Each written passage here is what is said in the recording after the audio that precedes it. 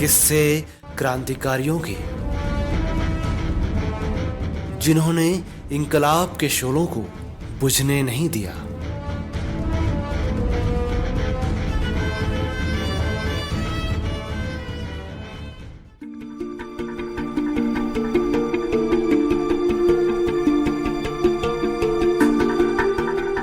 साथियों नमस्कार। सहकार रेडियो के लिए पटना बिहार से मैं अमिताभ कुमार दास।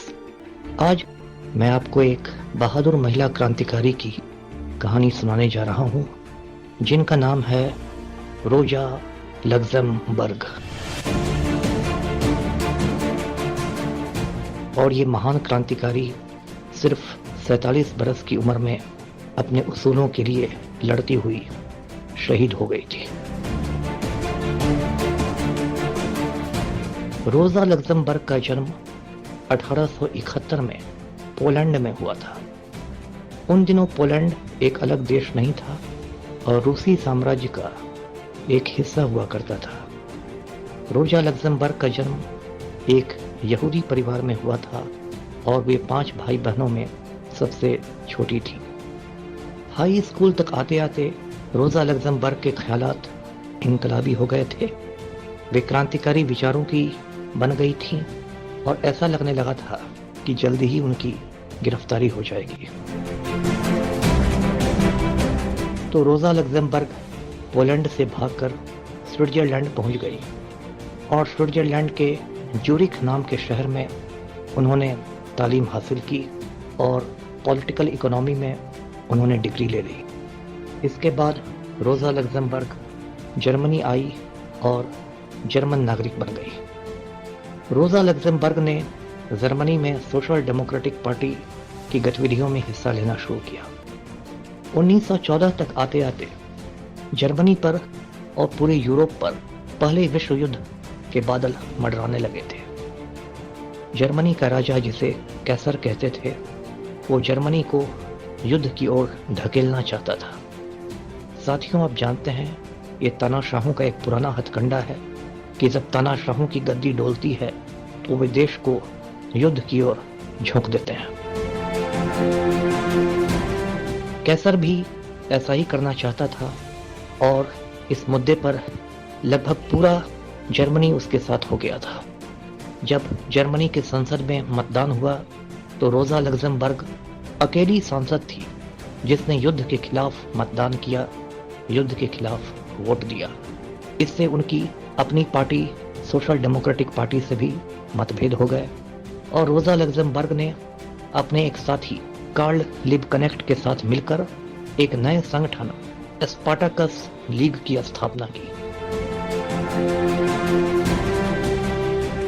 स्पार्टाकस लीग का नाम स्पार्टाकस के नाम पर रखा गया था, जिसने 2000 साल पहले रोमन साम्राज्य में गुलामों के विद्रोह का नेतृत्व किया था। जर्मनी की सरकार स्पार्टाकस लीग के युद्ध विरोधी कार्यों से बौखला गई और रोजा लग्जमबर्ग को गिरफ्तार करके जेल में डाल दिया गया। सन 1918 के आते आते प्रथम विश्व युद्ध यानी पहली आलमी जंग में जर्मनी की करारी हार हुई और कैसर को देश छोड़कर भागना पड़ा। इसके बाद रोजा लग्जमबर्ग को जेल से रिहा किया गया और 1918 में ही उन्होंने जर्मन कम्युनिस्ट पार्टी की बुनियाद डाल दी। तब तक जर्मनी में जो नई सरकार बनी थी उसे वीमर रिपब्लिक या वीमर गणतंत्र कहते थे। इसमें एसडीपी यानी सोशल डेमोक्रेटिक पार्टी के लोग ही सत्ता में थे, मगर रोजा लग्जमबर्ग के क्रांतिकारी विचारों से वे खौफ खाते थे। एक दिन 15 जनवरी सन 1919 को जब रोजा लग्जमबर्ग और उसके साथी कार्ल लिबकनेक्ट अपने अपार्टमेंट में थे तो अचानक उनके अपार्टमेंट को अर्धसैनिक बलों ने घेर लिया। रोजा लग्जमबर्ग उस समय जर्मनी के महान साहित्यकार वुल्फगांग गेटे की एक किताब पढ़ रही थी।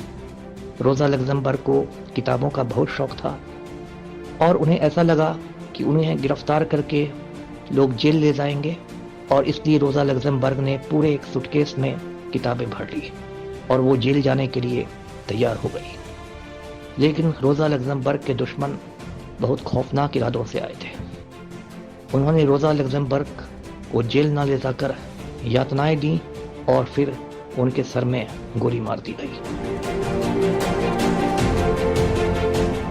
रोजा लग्जमबर्ग की लाश को बर्लिन के एक नहर में एक कनाल में फेंक दिया गया, जहां से कई महीनों बाद उनकी सड़ी गली लाश बरामद की गई।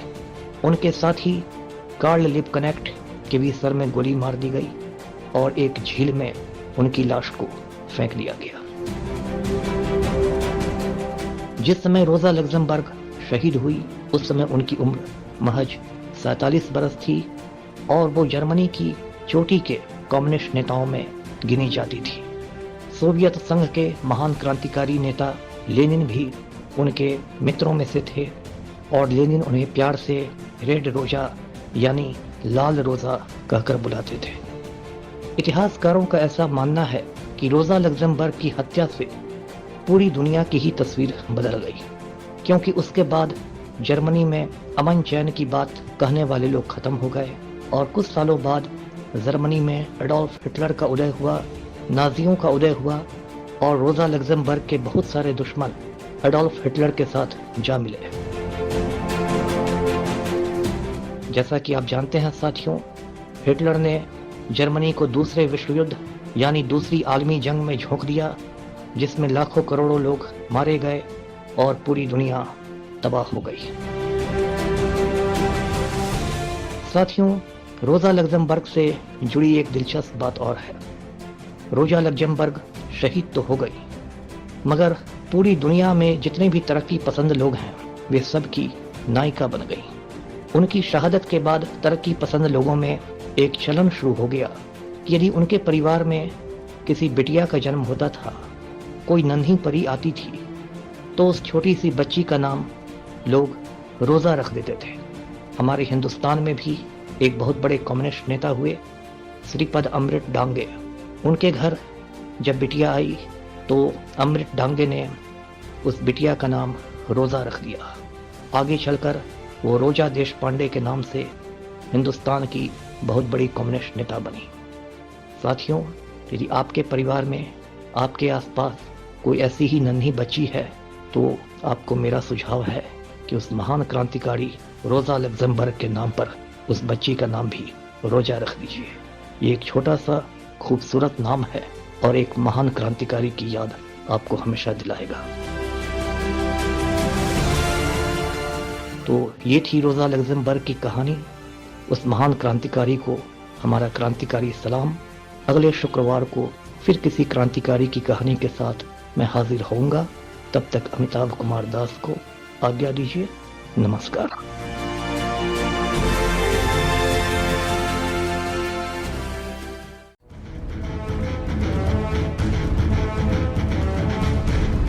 किस्से क्रांतिकारियों के, जिन्होंने इंकलाब के शोलों को बुझने नहीं दिया।